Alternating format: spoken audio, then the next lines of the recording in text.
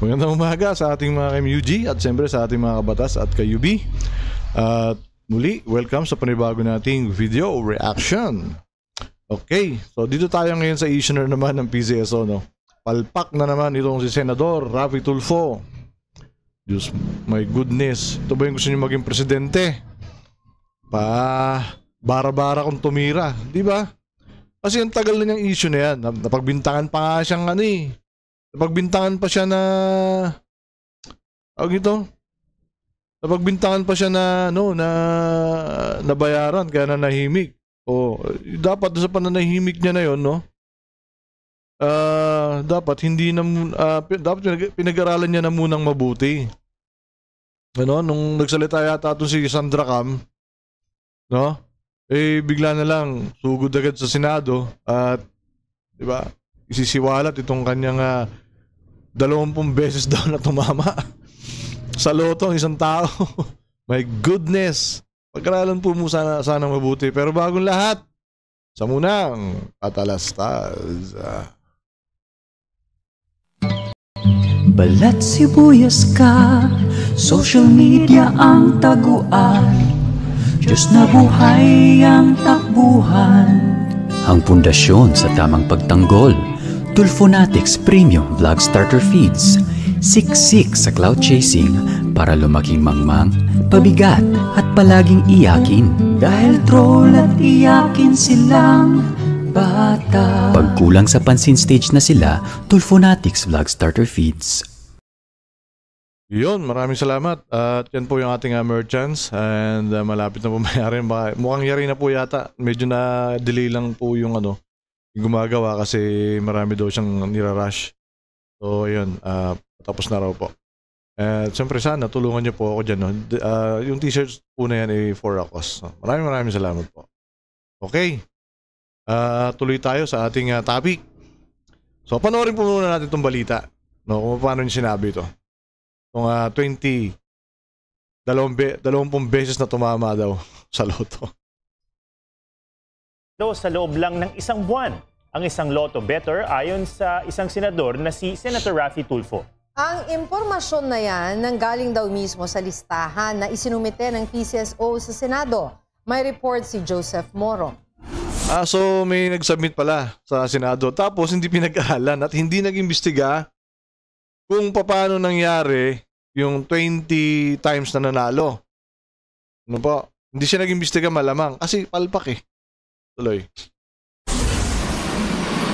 Sobrang swerte na nga kung manalo ka ng isang beses sa loto, pero ang isang mananaya not once, not twice, kundi 20 beses umanong nanalo sa loob lamang ng isang buwan.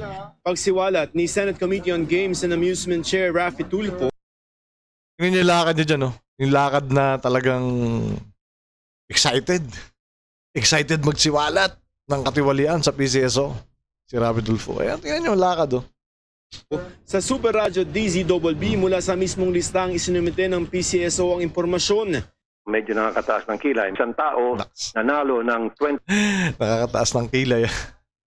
Nanalo ng 20 times in 1 month. times in 1 month. Meron doon 10 times in 1 month. Baka magkapangalan pero still pareho-pareho. Imagine kasi isipin mo pa lang napaka-imposible na 20 times kang mananalo sa loob ng isang buwan na puro jackpot. 'Di ba? Kasi kung totoo yan, maraming magrereklamo na agad. 'Di ba maraming better na magrereklamo paano nangyari yan? Tama? Pero syempre, 'di ba kasi binabalita naman yan pag may nananalo. Pagka naman yan ay dinodraw sa TV, dinideclare na may nanalo. So yung mga araw-araw nanonood ng bola ng loto, siyempre alam nila yan. So magrereklamo sila bet 20 times isang buwan lang. Di ba? So hindi talaga nag-imbestiga kaya palpak. Yung premyo ang pinanalunan. Sa hiwalay na panayam, sinabi ni PCSO General Manager Mel Robles. Okay, dito tayo sa sa interview ni Arnold Clavio kay General Manager Mel Robles. Live sa studio si PCSO General Manager Mel Robles. Magandang umaga, GML. Ay, magandang umaga sa iyo. Okay. Una, para maklaro lang, galing sa inyo yung listahan. Opo. Tama. So, naging transparent po ang PCSO dyan. Pangalawa, talaga ba may isang Imagine na galing mismo sa PCSO. Maglalabas ba sila ng gan? If ever, na may katiwalian, ilalabas mo yung dokumento na magpapahamak sa'yo? Hindi, ganun kabobo si Mel Robles, if ever? Di ba? Oh my gosh. Tuloy. nanaya na nanalo ng 20 beses sa loto sa loob ng isang buwan? Okay. Sa pasimula, kung sa jackpot po, wala pong ganyan. No? Yung jackpot natin. Hindi jackpot to. Hindi majority. See? Hindi jackpot, Rapi Tulfo. Dapat kasi nagpa-imbestiga ka. O ngayon, mga palayagang, paninira ba to? Paninira. Sasabihin niyo palagi kami naninira. O yan, paninira ba? May video. Tuloy natin. Jackpot to. Okay. Hindi ito 642, 648. Hindi ho yan jackpot bearing. Sigurado po kami dyan dahil wala pong nananalo ng 20. Baka naman kasi Mel Robles, hindi malino yung pagkakalista niya nung ano. Kaya hindi naintindihan ni Rapi Tulfo. Hindi malino yung pagkakadokumento no, nung mga nanalo. Kaya akala ni Rapi Tulfo puro jackpot yung 20 na yun. Jackpot games in 1 month. Pero, maaaring ang isang tao ay mag-claim ng 20 times or even more than 20 times sa ibang games namin. Hindi lang po jackpot ang games namin eh. Oo. Meron kaming 2D, 3D, 4D, 6D, yung mga lower tier games. At ang kadalasan dyan, ang practice talaga dyan, kahit bago pa ako dumating, ang claiming ng 10,000 and above ay ginagawa sa branch namin. Yung 10,000 and below ay pwede nang i-claim yan sa outlet. Okay. Pwede na lang i-claim yan dyan. Pero yung 10,000 and above, most likely sa branch namin na nasa munisipyo. Opo. Kapitolyo. Most likely Kapitolyo. At kung ikaw ay nasa probinsya, ang access mo lang ay outlet, pupunta ka pa sa Kapitolyo kung saan ang aming branch ay nando doon. So for that matter, ang ginagawa ng iba... punta tayo dun sa sinabi niya no, na ang isang tao ay pwedeng mag-claim ng multiple times sa outlet. Ano po? Kasi po dito sa amin dati may nagpapataya ng loto mismo. Yung loto mismo na yan, yung ano na yan, ginuguhitan, di ba? May nagpapataya dito and madalas pinupuntahan ako dito, pinapataya ako. So, pag tumatama ako ng 3 digits, 3 numbers, siya na ang kumukuha doon sa outlet. Tapos dadali niya sa akin yung money. So kaya totoo yung sinasabi ni Mel Robles na pwedeng mag-claim ang isang tao ng 20 times. Kasi may nagpapataya. Ngayon wala na nagpapataya ngayon ng ganyan eh. Hindi ko na rin nakikita yung nagpapataya na yun dito eh. Wala na rin gumagala. So pwede talaga. Yan ang hindi inimbestigahan ni Rapi Tulfo. Paano kung naging presidente to? Bara-bara? Sige nga. Ito ba gusto niyo maging presidente? My goodness. Maawa kayo. Please, wag niyong subukan. Masisira ang buhay natin, mga Pilipino. Tuloy. Makikisabay na lang dun sa may-ari ng outlet. Uy, pakinaman.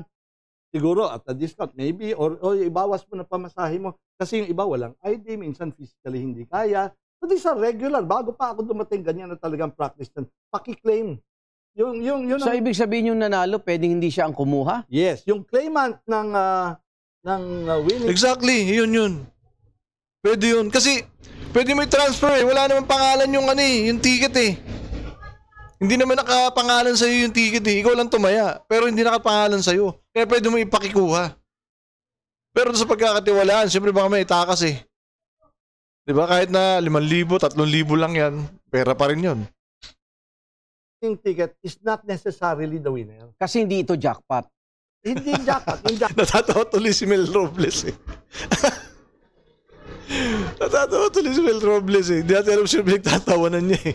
Dapat personally ka pupunta sa PCSO. Ito, mga ibang games ninyo. Lower tier ang tawag namin dyan, mga mas mabababa. Yan. So, posible nga na 20 beses nanalo itong... Nag-claim. Let's clarify that. Okay. Posibleng 20 times na nag-claim or even more. Na hindi siya ang nanalo. Not necessarily kasi parang pay to cash na check yan eh. Pag hawak mo, yun eh. Di ba? So sa listahan nyo, GM, na-verify na ba sino itong tao yun to? Yes, at meron pa kaming, may tinidang pa nga kaming mas malalaki. At doon nga lumabas na may mga outlet owner na talagang ganyan ang gawin. And we will present that pag kinailangan nila. We will ask them. Anong mas malaki? Masigit pa sa 20 ang pag-claim nila? Yes, ang nila. At regular, ha? Regular pa. Kasi nga, hindi ito jackpot, ha? Eh, tatahimik na naman to si Rapi Tulfo eh. Tatahimik na naman to eh.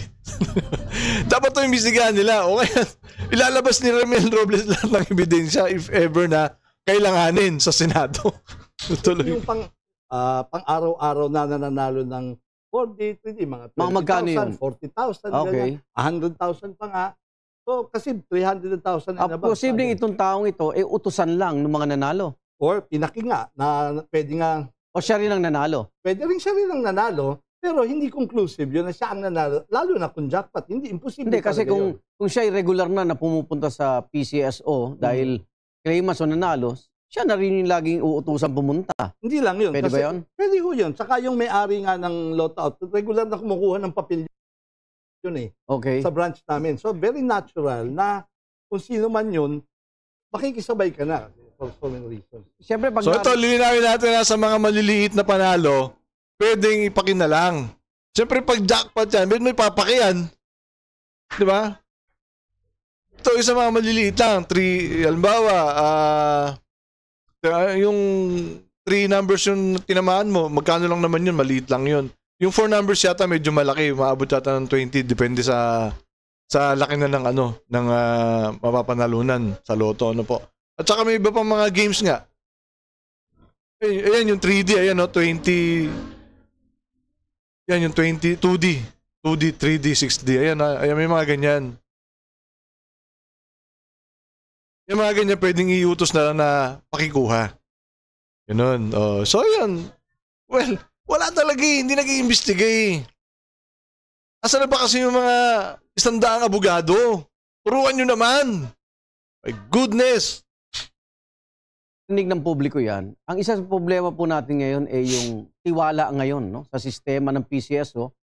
Baka may iba ayaw ng tumaya dahil may dayaan sa sinasabing dayaan. So, hindi na mamanipula po ang resulta ng loto natin. Hindi po. Yan po ay in full view of everybody at live po yan. Pinanonood. Kahit sino po ay pwedeng punta sa amin eh. Basta magkasya lang po tayo sa lugar. Yun ngayon ang problema. Ang PCSO po kasi, nakakatulong yan sa mga, lalo-lalo sa mga nau-hospital natin mga kababayan. Ano po, marami na akong kakilala na lumapit sa PCSO na bibigyan po talaga ng tulong.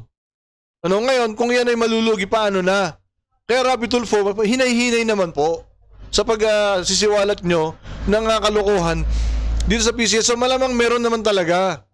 Kaya lang, dapat imbestigahan nyo pong mabuti. Di ba po, Rapi Tulfo? Mag-imbestiga po kayo na maayos. Kasi pag nawala po ito, malaki pong bagay na mawawala ang kawalan sa sambayan ng Pilipino kapag po nawala itong PCSO. Pag hindi na tumaya yung mga tao. Nawawala na ng gana yung ibang tumaya eh. Dahil sa ganyang pangyayari. Di ba? Pwede nyo namang, sitahin lahat, pero pag-aralan niyo po mabuti. Magpa-imbestiga po kayo. Di ba sabi niyo, gagastos kayo ng sarili niyong investigador? Babayad kayo ng private investigator para lang maimbestigahan itong PCSO. Nasaan na? Mahirap kasi, Senador Rapi Tulfo, mahirap kasi yung puro dada lang. Di ba? Kailangan gawin po ninyo. Kaya, di ba? Nasisira yung reputation ng PCSO dahil sa inyo. Yun po yung totoo. Imbis na makatulong po kayo sa sambayan ng Pilipino, ang nangyayari, hindi po kayo nakakatulong. Ano ba? Tuloy. Papanood natin yan. Okay. At ang resulta niya na immediately instantaneous. At 8:30 po, ini-embargo na lahat ng natayaan. Okay. Wala na makakapasok na tayaron sa sistema. At ang draw starts at 9 o'clock. So 30 minutes na pagitan niya, Okay. wala na kung papasok. Sa reaksyon no ng publiko sa sunod-sunod, no? May nanalo na. Ayan, sunod-sunod ho eh. Na-monitor niyo ho ba na bumaba ho ba ang bentahan o lalong tumaas pa dahil yung iba, syempre, na-inspired, may nananalo eh. So ano ang monitoring ninyo, GM? Awa ng Diyos, no? It's still the same, no? Okay. Siyempre, bumaba nung nagpakabog kami, talagang by triple. Yung malakihan. Lumaki oo. talaga eh. Isa lang ho talaga ang sikreto at napatunayan namin to paano lumakas ang sales is through the jackpot. Okay. Jackpot bearing ho ito eh. Mas malaki ang jackpot, mas marami talagang tataya. Wala na ho ibang formula. Jackpot bearing Kinwestiyon po ito. din po ni Senador Tulfo kung bakit lagi may nananalo tuwing may draw, ngayong may iloto na daw. Dati-rati, inaabot daw ng ilang buwan bago may nanalo, pero ngayon daw eh parang regular na dahil sa iloto. Na-monitor niyo rin ho ba yun? Actually, para i-compare mo na mas madalas, meron kang pinagbabasihan dapat eh. Oo. As dati, kung dati 3 isang buwan, ngayon 10 isang buwan.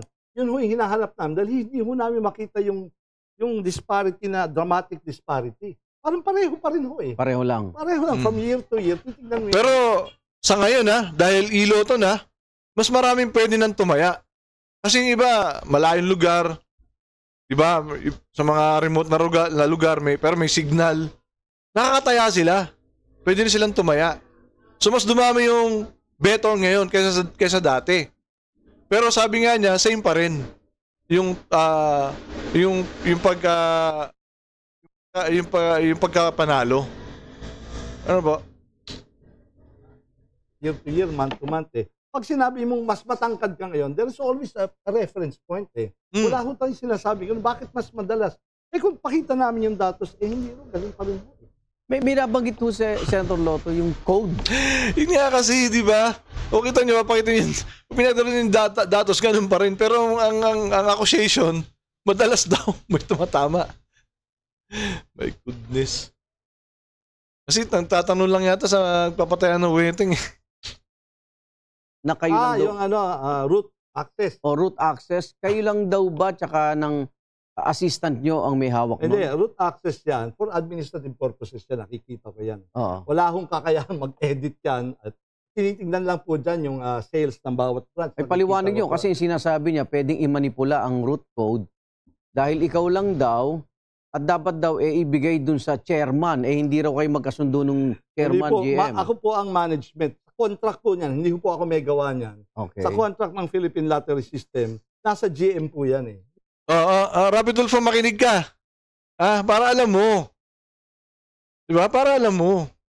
Hindi ho ako may gawa niyan. Hindi ikaw. Inabutan ko ho yan. Pero that is for the purposes of administrative. Imposible nyo kung baguhin yan dahil published agad eh. So, Immediately ho eh. Imposibleng ang root code, ang Root source, access, oo. root access ang source din ng kunyari sinasabing dayan, hindi ganoon. Hindi po. At ito nga ang nakakalungkot dyan. Inimbita po natin lahat ng senador na pumunta, dali ng expert nila at tignan.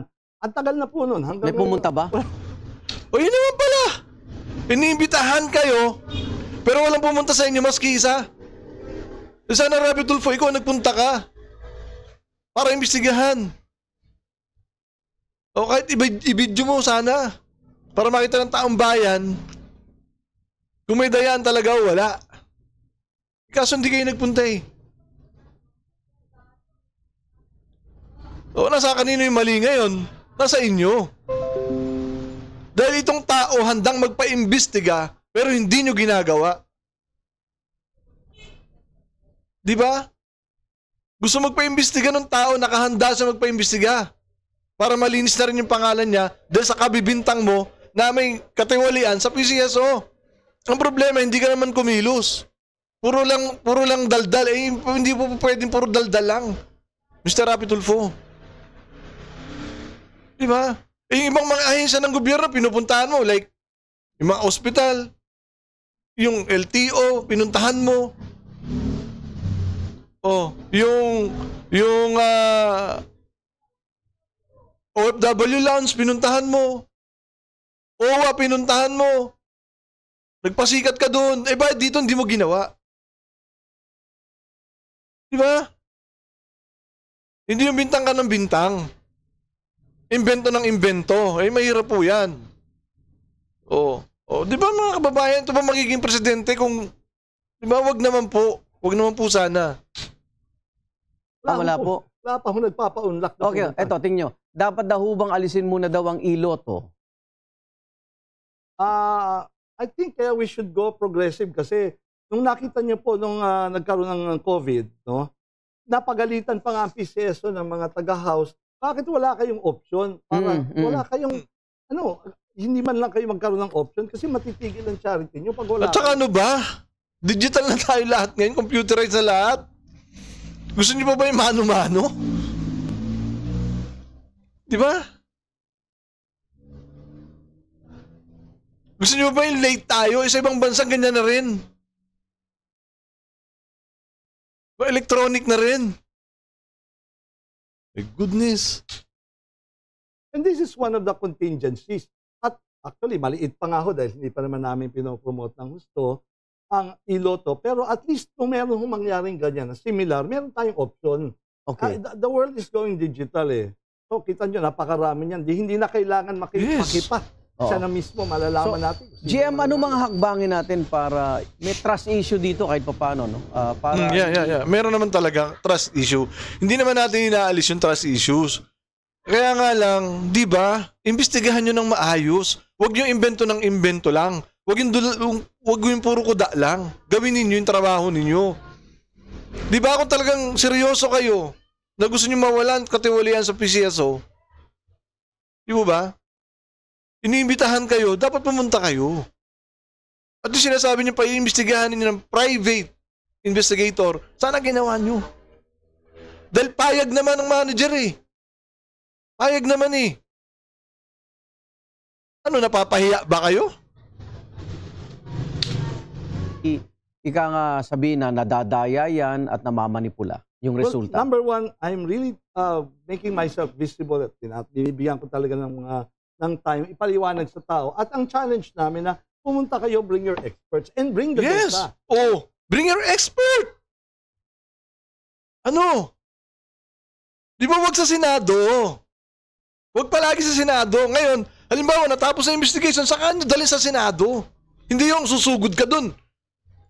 Akala mo, solid na solid yung dala mong information. Di ba? Yung pormahan mo, akala mo solid na solid yung dala mong information. Akala mo, di ba? Tapos palpak. Ito naman, anong pa-imbestiga? Bring your expert niya, sabi niya. Wala kang ginawa. Nakinig ka lang sa chismis. Yun yung totoo dyan, Mr. Rapi Tulfo. Iko-confront nyo naman kami, please bring the data. At kung galing naman po... Yes, bring the data. Na alam ninyo. Na meron kayo.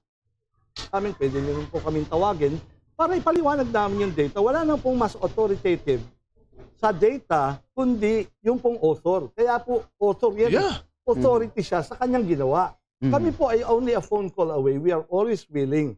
Ang mananaya po ng PCSO ay sa kabutihang palad po. They continue to patronize kasi nga may nananalo. Opo. Mas mahirap yan pag walang nananalo. Okay. May invitation ka ba kay Senator Rapi Tulfo? Mas mahirap nga naman pag walang nananalo. Tulfo na pumunta personal sa PCSO at makita yung sistema. Meron po. Standing pa po yun. O, kita mo. Inimbitahan ka pala. Di ka nagpunta. Bakit? Napahiya ka nung nakaraang hearing? Po siya, pati ho lahat ng members ng committee at iba pa pong senador. Okay. Mensahe sa mga mananaya po. At doon sa mga galit na hindi nananalo. Well, kami po ay nandito para sa kawang gawa. Sa bawat taya, may kawang gawa. Tandaan po natin yun. Yung po ang aming ginagamit. Tama, slogan. At tandaan nyo rin po na kahit po kayo basher, tutulungan din po namin kayo. Di ba? Yun naman yung kagandahan. Sugal to eh. Hindi naman tayo nagpo-promote talaga ng sugal. Kaya lang, gobyerno to eh. Diba? And may purpose. Maganda yung purpose niya. At marami na naman talagang natulungan ng PCSO na namimigay nga sila ng mga ambulance, no, sa mga bayan-bayan natin.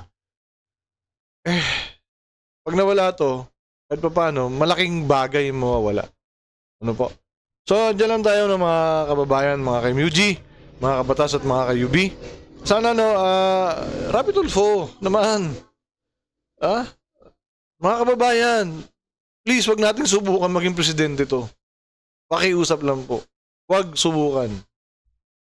Ano po? Okay. At syempre, huwag natin kalilimutan na isa lang tayong bububuhay sa mundo. Gamitin natin sa tama at sa mabuti. Maraming salamat.